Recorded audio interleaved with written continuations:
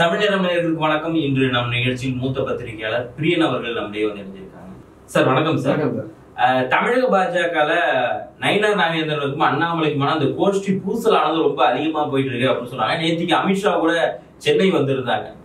அவங்களோட பேரனுடைய கல்யாணத்துக்கு வந்து பெரிய அளவுல பிரபலமாகலன்னு நினைக்கிறேன். பட் ஆனா அந்த இதுல வந்து சில பத்திரிகை துணுக்குகள் மாதிரி எழுதுறப்ப என்ன சொல்றாங்கன்னா, கொஞ்சம் அமைதியா இருங்க அப்படிங்கிற அவர் வான் பண்ணிட்டு போனதாகவும் சொல்லப்படுகிறது. இன்னும் அபிஷியலா சொல்லல. ஏன் இந்த கோஷ்டி பூசலுக்கான காரணம் என்னவா சார்? கோஷ்டி பூசலுக்கான காரணம் அந்த தலைமை பொறுப்பு தான், வேற ஒன்றும் கிடையாது. அடுத்தது வந்து அண்ணாமலையை கண்டினியூ பண்றதா வேண்டாமான்றது ஒரு பெரிய பிரச்சனையா இருக்கு ஆக்சுவலா. ஏன்னா போன வாட்டி பார்லிமெண்ட் எலெக்ஷன்ல ஒரு தவறா வந்து தலைமையை வழிநடத்திட்டாரு. அப்பவே வந்து அதிமுக சேர்ந்து இவர் நீக்கிட்டு அதிமுக சேர்ந்திருந்தா ஓரளவுக்கு வந்து ஒரு 2-3 சீட்ல வின் பண்ணி இருக்கிறதுக்கான வாய்ப்புகள் இருந்திருக்கு. பாஜகவை வின் பண்ணிருக்கோம் அப்படின்னு அவங்க நினைக்கிறாங்க. அதிமுக 2-3 சீட் வின் பாஜக வின் பண்ணிருக்கணும்னு நினைக்கிறாங்க. ஸோ அதனால இவர் வழி தவறா வழிநடத்திட்டாரு. கட்சியை வளர்க்கணும்.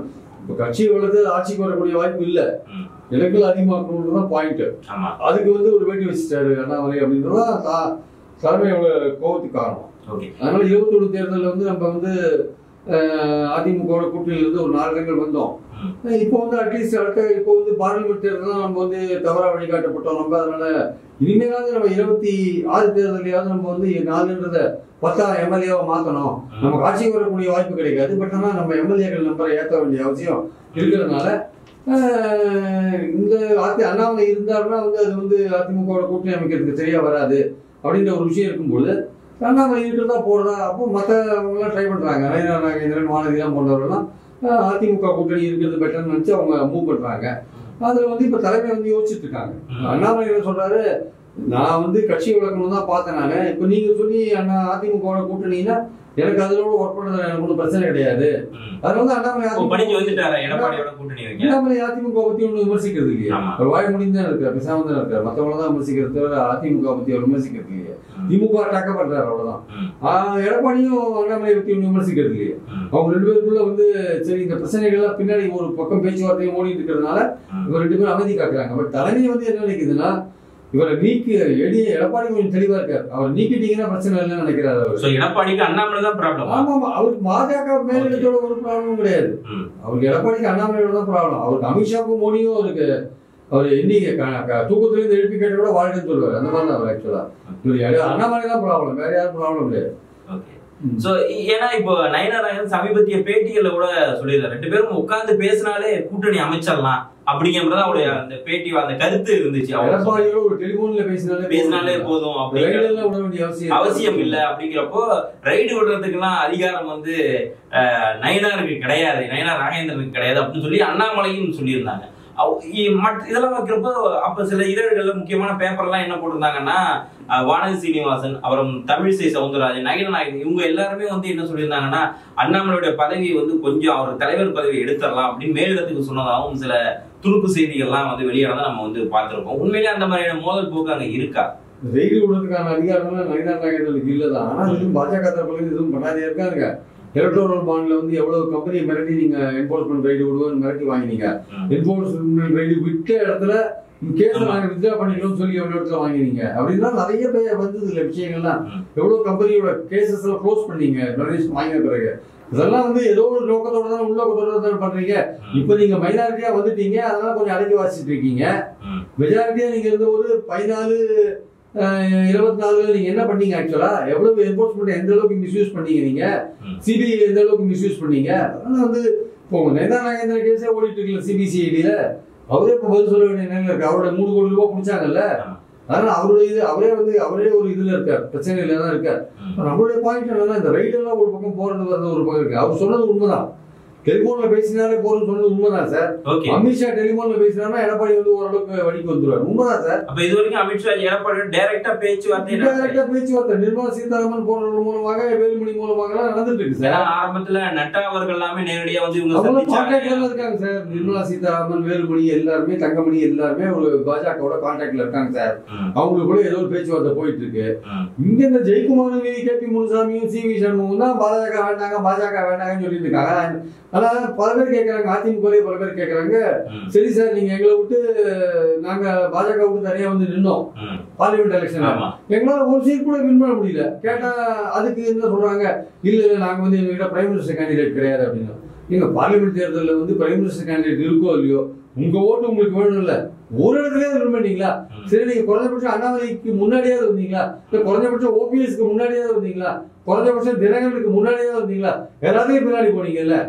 சோ அதனால நீங்க தனியா வந்தோம் ஒரு பிரயோஜனம் கிடையாது அப்படின்றதான் ஏடிஎம்கே நினைக்கிறாங்க. ஸோ பிஜேபி என்ன நினைக்கிறாங்க, நம்ம பார்லிமெண்ட் தேர்தலில் 2 கட்சியும் வாங்கின ஓட்டுகளை கூட்டினா சில தொகுதிகளை நம்ம வின் பண்ற மாதிரி இருக்கு. ஸோ அப்போ வந்து ஸ்கோப் இருக்கு, மைனாரிட்டி ஓட்டு கிடைக்காட்டி கூட மெஜாரிட்டி ஓட்டை கன்சாலிடேட் பண்ண முடியும். 21 நம்ம 75 இடங்கள் வாங்கினதுனால இப்போ தினகரனும் சேர்த்தா ஒரு 90 இடங்கள். யதார்த்தத்தை பேஸ் பண்ணி தான் சார் கூட்டணி, இந்த கொள்கை இதெல்லாம் ஒரு வெங்காயமும் கிடையாது. ஆக்சுவலா வந்து இந்த தேர்தல் எடப்பாடிக்கு வாழ்வா சாவா தேர்தல் சார், வரப்போற தேர்தல். அவர் இந்த தேர்தலில் அவர் வந்து கணிசமான 65 இடத்துல வந்து குறைஞ்சபட்சம் அந்த இடமாவது பெறணும், ஆட்சியை பிடிக்கிறோம் இல்லையோ அந்த இடமாவது பெறணும். அதுல பாதி கூட வாங்கல வச்சுக்கோங்க, அவருடைய தலைமை சேலஞ்சுக்கு உள்ளாகும். அவர் தலைமையிலிருந்து வெளியில போக வேண்டிய அவசியம் வந்துடும், பெரிய குழப்பம் வந்துடும் ஏடிஎம்கேல. அதனால அவர் தன்னை நிரூபிக்க வேண்டிய கட்டாயத்தில் அவர் இருக்காரு. எப்படி நிரூபிப்பாரு? தாவேகாவோட செல்வாக்கு நமக்கு தெரியாது. நீங்க சீமானோட சேர்ந்தா சீமானுக்கு கெட்ட பேர் வந்துடும். உங்களுக்கான கூட்டணி எது ஆக்சுவலா? அப்ப நீங்க ஒரு பலமான கூட்டணி பாஜகவோட அமைச்சு திமுகவுக்கு டப் கொடுக்க வேண்டிய நிலையில இருக்கீங்க, நீங்களும் நிறைய இடங்கள் வாங்க வேண்டிய நிலையில இருக்கீங்க. அப்ப யதார்த்தத்தை கணக்கில் வச்சு மைனாரிட்டி ஓட்டு கிடைக்காதுன்னா நீங்க வெளியில வந்தாலும் கிடைக்காதுன்றதா தெரிஞ்சு போச்சு. அப்ப சேர்ந்திருந்த போது அதிகமான இடங்கள் வாங்கினீங்கன்னு தெரிஞ்சு போச்சு. அப்ப யதார்த்த நிலைமையை கணக்கில் கொண்டு நீங்க வைக்க வேண்டியதானே, கூட்டணி வைக்க வேண்டியதானே. இவ்வளவு அந்த கோஷ்டி பூசலா இருக்கிறனால ஒருவேளை ஏன்னா அமித்ஷா இங்க வர்றாரு அப்படின்னாலே சின்ன ஒரு ஏற்பாடாவது அவங்க ஒண்ணு பண்ணுவாங்க. இந்த மாதிரி ஒரு கட்சிக்கு தமிழக பாஜக வரை அந்த பூசல் இருக்கிறதுனால அப்படியே அவரு வந்ததும் போனதும் தெரியாத லெவல்ல இருக்காரு. இந்த குழப்பத்துக்குள்ளேயே நான் வரல, இந்த ஏரியாக்குள்ளேயே நான் வரல, வந்தேன்னா இதுக்குள்ள ஒரு குழப்பம் நடந்துட்டு இருக்கு சார். இந்த குழப்பத்துக்குள்ள நான் உள்ள வரல, அவருக்கு தெரியாது, அமித்ஷாக்கு தெரியாதா? இந்த ஏரியாக்குள்ளேயே வரலப்பா நானு, இது பிரச்சனைக்குள்ள ஏரியா, நீங்களே பாத்துக்கோங்க. நான் வரேன் ஜூட்டு வந்துட்டு போயிட்டே இருக்கேன் அப்படின்னு கல்யாணத்தை பார்த்து போயிட்டே இருந்தார், அவ்வளவுதான். ஏன்னா அவங்களுக்கும் வந்து தமிழகத்தை அவ்வளவு ஈஸியாவும் அவங்க வந்து இல்ல வேணாம் இதை கவனிக்காம விடலாம் அப்படின்னு அவ்வளவு ஈஸியாவும் விட்டுற மாட்டாங்க. ஏன்னா அவங்களால சவுத் சைட்ல தமிழ்நாடு மட்டும் தான் அவங்களால பெரிய அளவுல ஒரு ஊடுருவ முடியாத ஒரு பயங்கர டஃப்பான ஒரு anti BJP anti Modi mind set இங்க இருக்கு சார். அதை வந்து உடைக்க முடியாது. அவங்க வந்து திராவிட கட்சிகளோட ஒட்டி தான் அவங்களால அந்த இடத்த உடைக்கிறதுக்கு விஜய் வந்திருக்காரு உள்ள. அவர் தான் ஆன்டி மோடி ஸ்டாண்ட் எடுக்கிறார், ஆன்டி டிஎம்கே ஸ்டாண்ட் எடுக்கிறார். அந்த இடத்துல அவர் வந்திருக்காரு. ஆன்டி திமுக கிடைக்கிற ஆன்டி மோடி ஓட்ட பிரிக்கணும் தான் அவர் வந்திருக்காரு. அவர் விஜய் இறக்கி விட்டதுக்கு பின்னாடி யாராவது இருக்காங்களே தெரியாது. ஆனால் விஜய் பண்ண போற வேலை என்னன்னா திமுகவுக்கு போற ஆன்டி மோடி ஓட்டு எடுப்பார். சீமானு வந்து திமுகவுக்கு போற ஆன்டி மோடி ஓட்ட கொஞ்சம் எடுப்பார். திமுகவுக்கு போற ஓட்டெல்லாம் பிரிக்கணும் சார். அந்த ஆன்டி மோடி ஓட்டு சுத்தமா போக கூடாது, மைனாரிட்டி ஓட்டு மொத்தமா போக கூடாது. அவங்களோட சொந்த செல்வாக்குள்ள ஓட்டுகள் போகலாம், பரவாயில்ல. ஆன்டி டிஎம்கே ஓட்டு அது பிரியுது, அதுதான் திமுகக்குள்ள அட்வான்டேஜா இருக்கு. ஆனால் ஆன்டி மோடி ஓட்டு இருக்குல்ல, அது வந்து திமுக எடுத்து போறாங்க எல்லாரும். அதே மாதிரி திமுகவுக்கு எதிரான ஓட்டு பிரியுது. திமுகவுக்கு எதிரான ஓட்டு பிரிஞ்சா திமுக கவலை இல்லை. ஆனா திமுகவுக்கு போக வேண்டிய ஆன்டி மோடி ஓட்டு, ஆன்டி பிஜேபி ஓட்டு, அது வந்து விஜய் எடுத்துட்டு போகும்போது திமுகவுக்கு நஷ்டம் வருது இல்ல. சோ அதுல வந்து சீமானும் விஜயும் ஒரு பங்காற்றுறாங்க. திமுகவுக்கு அந்த ஓட்டு போகாத அதை எடுத்துன்னு போறாங்க. ஸோ நம்ம பாயிண்ட் என்ன வந்து அதனாலதான் சொல்றேன், அதிமுக பொறுத்த மட்டும் அவங்க ஆன்டி மோடி ஸ்டாண்ட் எடுக்கலன்னா தனியா போயிட்டு அவங்களுக்கு ஓட்டு விழாது. பார்லிமெண்ட் தேர்தலில் ஆன்டி மோடி ஸ்டாண்ட் எடுக்க முடியல, அவங்களால ஓட்டு விழல, மைனாரிட்டி ஓட்டு போடல. ஏன்னா மக்கள் நினைக்கிறாங்க அதிமுகவும் பாஜகவும் கிட்டத்தட்ட ஒன்னாதான் இருக்குன்னு நினைக்கிறாங்க, அவங்க பிரியவே மாட்டாங்க அப்படின்னு நினைக்கிறாங்க. அதுதான் உண்மை. அவர் எடப்பாடி மோடிக்கு வேண்டியிருந்தா பாருங்கதான் என்ன மக்கள் மனசுல பயந்துருக்கு. ஆக்சுவலா இவங்க என்னதான் கரடியா கத்தினா கூட மக்கள் நம்புறதுக்கு ரெடியா இல்லை.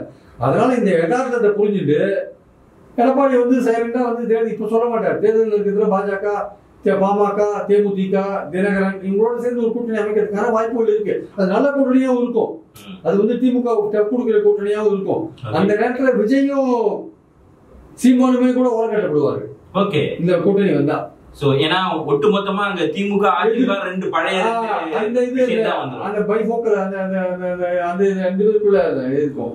சோ இதெல்லாம் என்ன அப்படிங்கறத நம்ம வந்து பொறுத்திருந்து தான் பார்க்கணும். அந்த இருதுருவ போட்டி அங்க இருக்கும். ஓகே, சோ அது வந்து 2026 நடக்குமா இல்ல இவங்க ஒருவேளை அண்ணாமலையோட ஸ்டாண்ட்ல எதுவும் அதிமுக ஒத்து போகணும்? ஏன்னா சமீபத்திலேயும் ஒரு அதிமுக பெருசா அட்டாக் பண்ற மாதிரி தெரியல. பண்ண மாட்டாரு. அதனால தலைவர்கள் அண்ணாமலை தானே மறுபடியும் தமிழக பாஜகவுக்கு அதுலதான் குழப்பமா ஓடிட்டு இருக்கு. ஓகே, அவரு மேக்சிமம் ட்ரை பண்ற அண்ணாமலை, நீங்க கூட்டணி வச்சுக்கோங்க, நான் கூட்டணிக்காக ஒர்க் பண்றேன், மேலிடத்தோட கேள்வி கேட்கறேன், போன வாட்டி நான் ட்ரை பண்ணி பார்த்தேன், அது நடக்கல, ஓகே நீங்க சொல்றபடி கேட்கறேன், நான் கண்டினியூ பண்றேன்னாங்க.